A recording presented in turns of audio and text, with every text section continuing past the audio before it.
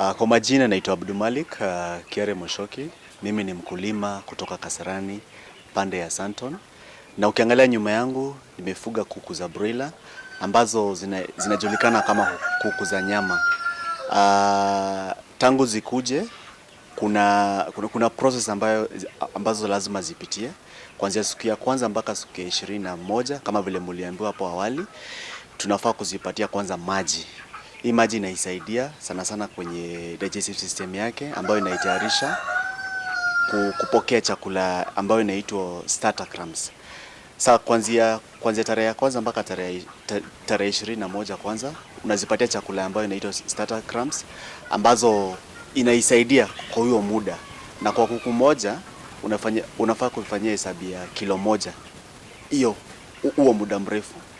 Ikifika saa wakati wa kuanzia wiki ya 3 kusonga mpaka wakati wa kichinjio, kuna chakula ambayo inaitwa finisher pellets ambayo sasa kwa kuku moja unafaa kuhesabia kuanzia kilo 1.2 hadi kilo 1 na 1.8 kgs. Kwa majina naitwa Mfugaji. Niko katika Kasarani, mahali panaitwa Mradi. Mimi ni mkulima wa kuku za broiler. Kwa kweli hapa mimi hufanya tu na wanangu hapa na mabinti zangu. Sasa tunakuanga waangalifu, hata we mwenyewe ukishtuliwa utahisi vibaya, so hata we unafaa kuzitunza venye tu hata hizo zinahisia, unafaa kuzitunza. Unaenda vizuri na adabu, bora kila kitu inahitaji tu unakuwa na discipline. Katika ile harakati ya kukua iko na joto mingi na zipasi kuwa pamoja.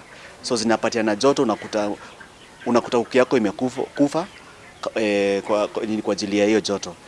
Baada ya hapo sasa kuna vitu zinaitwa dawa. Hizi kuku vile unaziona ni nyepesi sana, ni kama watoto. Unafaa kuziangalia kila namna kwa kila hali. Jambo la kwanza lazima make sure nyumba yako ni safi. That is unaipatia madawa that is. Kuna dawa fulani nimesahau jina. Unafaa kuimwaga kila pahali. Kisha unafaa kumwaga kitu inaitwa sawdust. Sawdust inaisaidia kwa kuipatia ile comfortability. Unajua hizi kuku hazitaki pali sakafu tupu juu ya baridi pia, so zinahitaji joto. So sawdust inasaidianga sana kujipatia joto. Alafu jambo la 4 kuna dawa inaitwa inazuia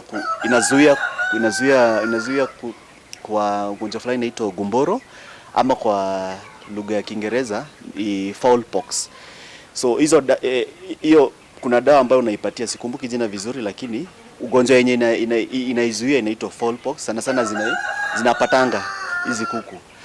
Kama hao kuku 100 hapo mimi hutumia ngunia 2 kwa wiki 3 za kwanza ambazo ni start crumper start. Alafu ngunia 4 za kumalizia za pellet finisher. Sasa hizo huenda ngunia 6 ndio ende kwa soko zikiwa kuku 100. Lakini kama sasa ziko kuku wengi, hapo inagharimu pesa mingi kwa sababu hata chakula kina bei ghali sana. Chakula ya kupea kuku iko na bei ghali sana.